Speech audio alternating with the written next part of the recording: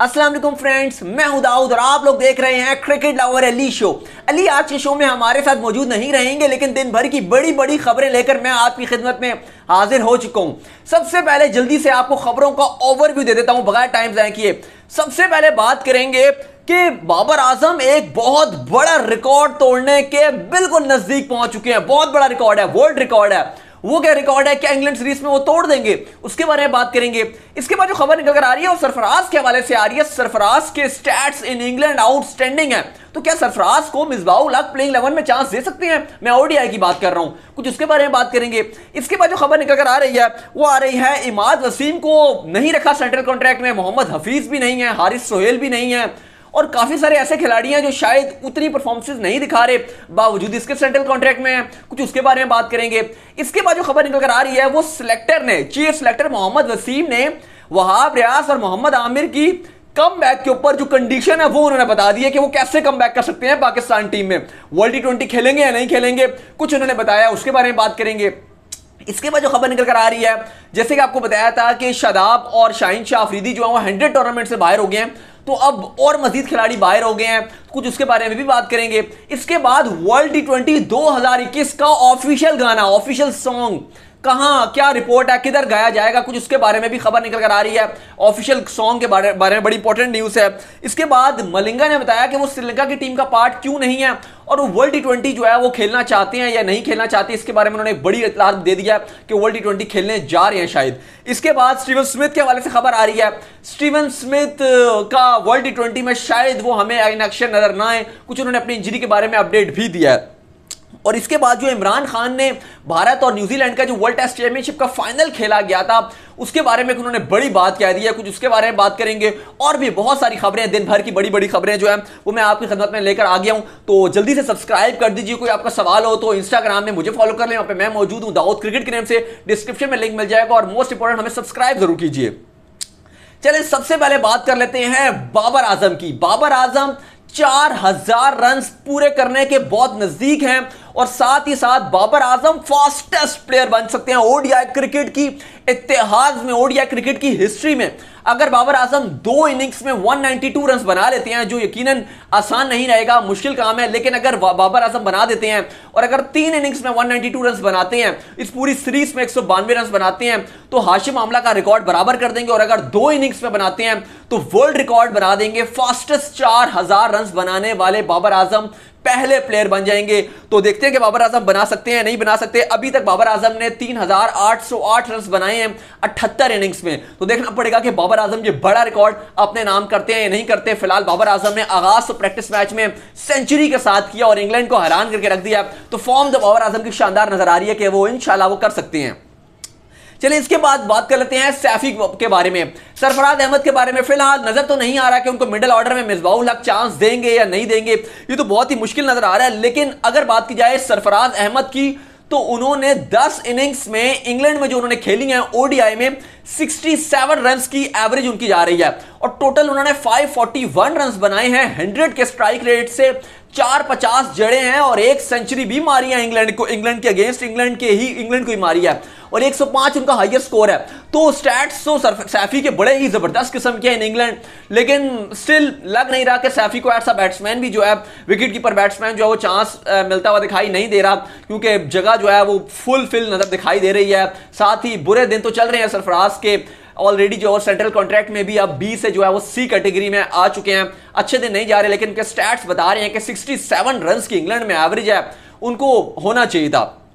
चलिए इसके बाद जो बात कर लेते हैं सेंट्रल कॉन्ट्रैक्ट के हवाले से, काफी जो है वो फैंस भी बात कर रहे हैं कि इमाद वसीम T20 टीम में कमबैक उन्होंने जो है वापस कर लिया है, लेकिन उनको सेंट्रल कॉन्ट्रैक्ट में नहीं रखा पीसीबी ने।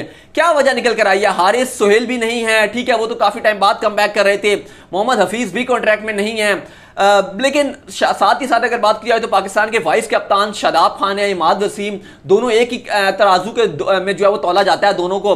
लेकिन दूसरी तरफ शादाब खान तो टीम के अंदर मौजूद हैं सेंट्रल कॉन्ट्रैक्ट के साथ, लेकिन इमाद वसीम नहीं है। शादाब जो है वो टीम के वाइस कप्तान भी हैं ओडीआई T20 के, और दूसरी तरफ इमाद वसीम किसी कटारे में नजर नहीं आते। फॉर्म तो अच्छी है, अगर आप इवन बैटिंग का कंपैरिजन करेंगे तो इमाद की बैटिंग अच्छी है, एक इंपॉर्टेंट मैचेस में और नर्व्स कंट्रोल जहां करनी होती है, प्रेशर मैचेस में खेल जाते हैं, लेकिन स्टिल उनको जो है वो नहीं रखा गया सेंटर कॉन्ट्रैक्ट में। और पीछे अगर आप पास में भी देखेंगे तो T20 में नंबर 1 ऑलराउंडर रहे हैं, बॉलिंग की रैंकिंग में टॉप 3 से नीचे गिरते नहीं थे। तो थोड़ी सी जो है वो पीसीबी ज्यादती कर रहे हैं इमाद वसीम के साथ। जो उनकी परफॉर्मेंसेज हैं वो बताती हैं कि इमाद वसीम डिजर्व करते थे, लेकिन देखते हैं कि क्या होता है T20 में अगेंस्ट इंग्लैंड, उनकी कैसी परफॉर्मेंस रहती है। और अगर आप देखेंगे इन इंग्लैंड तो इवन 2016 का जो पाकिस्तान का दौरा था इंग्लैंड का, उसमें इमाद वसीम ने भी with the bat highest Pakistan की तरफ से एवरेजेस बना डाली थी।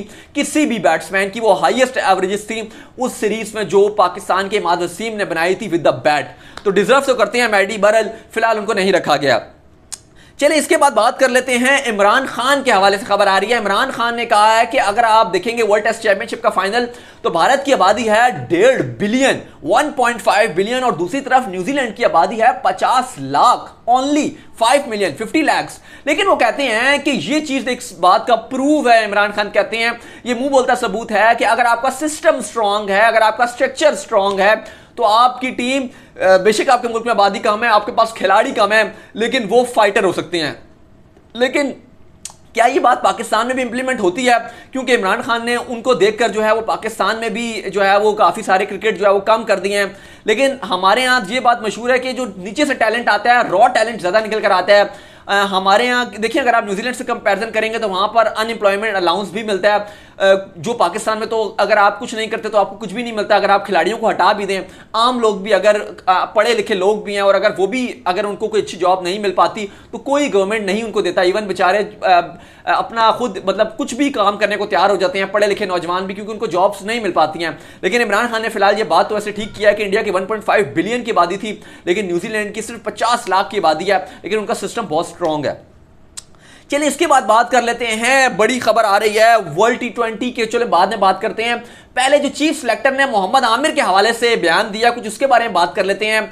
उनसे जब पूछा गया कि क्या मोहम्मद आमिर और वहाब रियाज हमें वर्ल्ड T20 में नजर आएंगे, तो उन्होंने कहा कि देखें अभी तो हम उनकी तरफ नजर नहीं लेकर जा रहे, निगाह नहीं लेकर दौड़ा रहे मोहम्मद आमिर या वहाब रियाज। फिलहाल अभी जो हमारी नजरें मरकूज हैं वो पाकिस्तान के दौरे इंग्लैंड और वेस्ट इंडीज पे है। अगर यहां पर हमारे तेज गेंदबाज फेल होते हैं, जो नजर आ रहा है कि इतनी अच्छी रेपुटेशन नहीं जा रही है, अगर पाकिस्तान के गेंदबाजों को इंग्लैंड में मार पड़ती है और वेस्ट इंडीज में भी हम देख रहे हैं कि तेज गेंदबाजों का वो इतना अच्छा रोल नहीं नजर आया है, स्पिनर ज्यादा डोमिनेशन कर रहे हैं। लेकिन अगर इनकी अच्छी बॉलिंग नहीं रहती है, जो हमारे साथ जो 4-5 तेज गेंदबाज हैं, अगर वो जो खेलते हैं, अगर उनकी अच्छी गेंदबाजी ना हुई तो फिर मोहम्मद आमिर और वहाब रियाज के पास जरूर जाया जाएगा। तो लग तो ऐसा ही रहा कि शायद इनकी परफॉर्मेंस उतनी अच्छी ना हो, क्योंकि वहाब रियाज भी कह चुके हैं कि अगर मैं इतना अच्छा ना होता तो फिर मुझे मिकी ऑर्थर वर्ल्ड कप 2019 से पहले क्यों टीम में सेलेक्ट करते।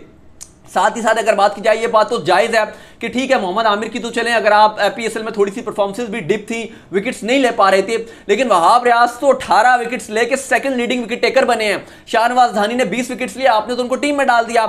हर बंदा उनके लिए बात कर रहा है, हमने भी आवाज उठाई शाहनवाज धानी के लिए, लेकिन वहाब रियाज ने सिर्फ 2 ही विकेट्स कम लिए, 18 विकेट्स लिए हैं। और याद रहे वहाब रियाज तो कप्तान थे टीम के, तो थोड़ा सा बॉलर अगर तेज गेंदबाज कप्तान हो तो थोड़ा सा उसका फोकस भी हट जाता है बॉलिंग से, क्योंकि वो उसका ध्यान रहता है कि ज्यादातर वो अपनी बॉलिंग पे फोकस करता है। लेकिन उसके बावजूद वहाब ने जो है शानदार गेंदबाजी किया है, PSL में 18 विकेट चटकाए उन्होंने, सेकंड लीडिंग विकेट टेकर रहे हैं। लास्ट बार भी ऐसे ही हुआ था कि एक उनसे गेंदबाज ऊपर निकल गया था। तो आमिर भी अगर आप देखेंगे तो मैच विनर हैं, बड़े जब भी मैचेस आए हमने देखा है कि मोहम्मद आमिर शानदार गेंदबाजी करते हैं और टर्निंग जिस तरह जो पूरे आप कह सकते हैं कि गेम चेंजिंग मैचेस होते हैं वहां पे मोहम्मद आमिर हमेशा अच्छी गेंदबाजी करते हैं। ठीक है आजकल उनका बुरा पैच चल रहा है, लेकिन मोहम्मद आमिर के अंदर एबिलिटी है कि वो बड़े मैचेस में दोबारा come back with a bang कर सकते हैं। तो चीफ सेलेक्टर ने कह दिया कि अगर हमारा ये लॉट फेल होती है तो हम वहाब रियाज और मोहम्मद आमिर की तरफ जरूर जा सकते हैं। चलिए इसके बाद जो खबर निकल कर आ रही है वो मलिंगा के हवाले से आ रही है। मलिंगा नहीं है श्रीलंका की T20 टीम में, बुरी तरीके से श्रीलंकन टीम एक्सपोज हुई हुई है इंग्लैंड में। क्या ODI, क्या T20, राणा टुंगा तो ये जहां तक स्टेटमेंट आ गया था कि जिन 3 खिलाड़ियों ने बायोस्फीयर बबल ब्रीच किया था, अगर मैं होता ड्रेसिंग रूम में तो मैं उनको 3 चपेड़ मारता, 3 चपेड़।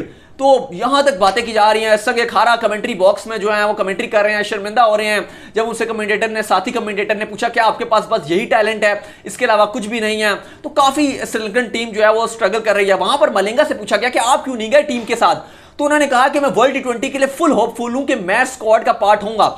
उन्होंने कहा कि मैं अभी भी 4 ओवर जहां अपनी मर्जी से स्ट्रेट 24 गेंदें मार सकता हूं, एक साथ 4 ओवर कर सकता हूं।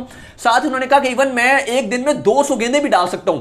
लेकिन उन्होंने कहा कि मैं इसलिए टीम का पार्ट नहीं हूं क्योंकि शर्त रखी गई थी फिटनेस टेस्ट में कि 2 किलोमीटर एक साथ भागना है, जो कहते हैं कि मैं नहीं कर सकता था और इसलिए मैं फिटनेस टेस्ट देने ही नहीं गया, क्योंकि मुझे पता है कि मैं 2 किलोमीटर एक साथ नहीं भाग सकता था, जिसकी वजह से मैं आज श्रीलंकन टीम का पार्ट नहीं हूं। लेकिन मेरी पूरी कोशिश है और मेरा पूरा गोल है कि यूएई में मैं जो वर्ल्ड टी20 और ओमान में जाहिर है श्रीलंका ने पहले क्वालिफाइंग राउंड भी खेलने हैं, तो कह रहे हैं कि मेरी आई है उसके ऊपर कि मैं जाऊंगा वर्ल्ड टी20 खेलने के लिए। चलिए इसके बाद जो खबर आ रही है वो आ रही है वर्ल्ड टी20 2021 के सॉन्ग के लिए। सॉन्ग, ऑफिशियल सॉन्ग, और हम सबको याद है कि जो सबसे फेमस रहा था आईसीसी इवेंट का, जो सबसे बड़ा गाना रहा था वो देख घुमा के था। देख घुमा के सबसे ज्यादा जो ट्रेंड पे गया था, जो सबसे ज्यादा सॉन्ग सुना गया था, वो वर्ल्ड कप 2011 का ऑफिशियल सॉन्ग था।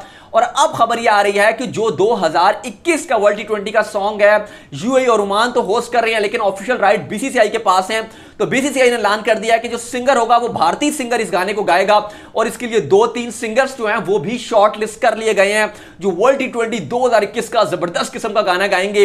अभी बीसीसीआई ने नाम डिस्क्लोज नहीं किया, लेकिन इतलात है कि अगले महीने जो है वो नाम भी डिस्क्लोज कर दिया जाएगा कि कौन जो है वो वर्ल्ड टी20 के गाने को कंपोज कर रहा है और म्यूजिक को कंपोज कर रहा है और तैयारी कर रहा है। क्योंकि अभी तक देख घुमा के देख घुमा के धूल चटा दी वो वाला गाना जो है अभी आप कह सकते हैं कि उस लेवल का गाना अभी तक नहीं आया आईसीसी इवेंट्स में। तो देखते हैं वर्ल्ड टी20 2021 का गाना कितने मजे का होता है और कौन जो है वो सिंगर इसको गाता है। इसके बाद जो नेक्स्ट खबर निकल कर आ रही है वो 100 टूर्नामेंट से खबर निकल कर आ रही है, और खबर कुछ इतनी अच्छी नहीं है क्योंकि इंग्लैंड फैंस के लिए, क्योंकि 100 टूर्नामेंट के लिए हर गुजरते दिन प्लेयर्स अपने आप को जो है वो निकाले जा रहे हैं, विदड्रॉ किए जा रहे हैं। केन विलियमसन निकल गए, शादाब, शाहीन सब निकल गए, बाबर भी नहीं है।